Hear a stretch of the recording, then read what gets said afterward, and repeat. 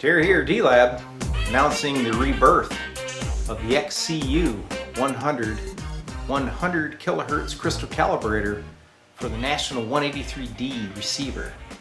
I made these years ago and they were a big hit. Problem was I couldn't keep making them because I ran out of parts and they're all vintage. Well, I ran across enough parts to build 4 more. They're on the bench right now.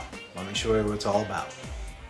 So right here is the first unit built, and this is the one that was featured in my National 183d video showing how to configure the calibrator. I actually made 6 of them, the other 5 are gone. I have 2 more here under construction. This one here is actually hooked up and ready to test. I have it hooked to a Heathkit high voltage power supply. So if I turn that guy on, we'll apply about 200 volts plate, and you'll see the 100 kilohertz, a little over 100 kilohertz as a matter of fact, because I have not hooked up the little frequency adjust padding capacitor there. But we'll get that going soon. I'll go over how I construct these and you'll see why D-Lab doesn't produce them very often. First off, all these components that you're seeing are pretty much vintage. This crystal is an old Jan military type, new old stock, hard to find. So is the tube. It's also a Jan. The tube socket, you can see it's an Elco, which is a ceramic type socket with silver plated pins. We've got a Millen crystal socket, porcelain base, extremely hard to find. Johnson little variable capacitor, Hammond 5 millihenry coil. The construction is all point-to-point wired, very carefully laid out to where nothing interferes. The base plate is unique. It utilizes 8-pin octal plug. It goes on with a spring clip, so it allows this thing to spin. You can actually clock this thing into the right position in your receiver. Now when I make them, I have them pre-clocked, so you may have to move it just about 1/8 of an inch or so to square it up.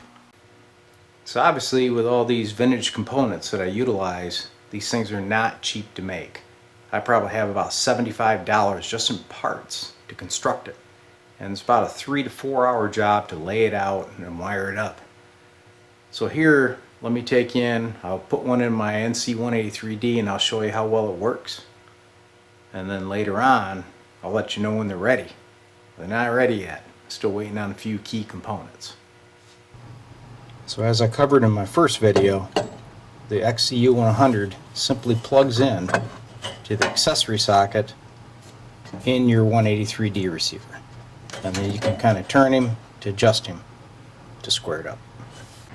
Operation of the calibrator is pretty seamless.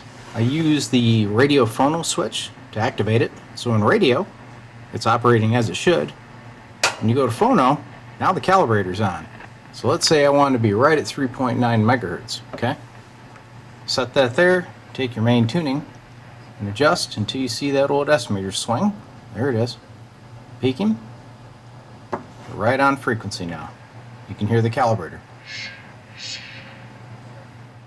Turn him off. Off you go. Well, there you have it. Another great D-Lab product. But it will not be on the shelves of your favorite ham radio store. It's only available through me, and I don't make that many of them. I'm estimating I have enough materials to make 4. So we'll let you know when they're done. Hope you enjoyed the video.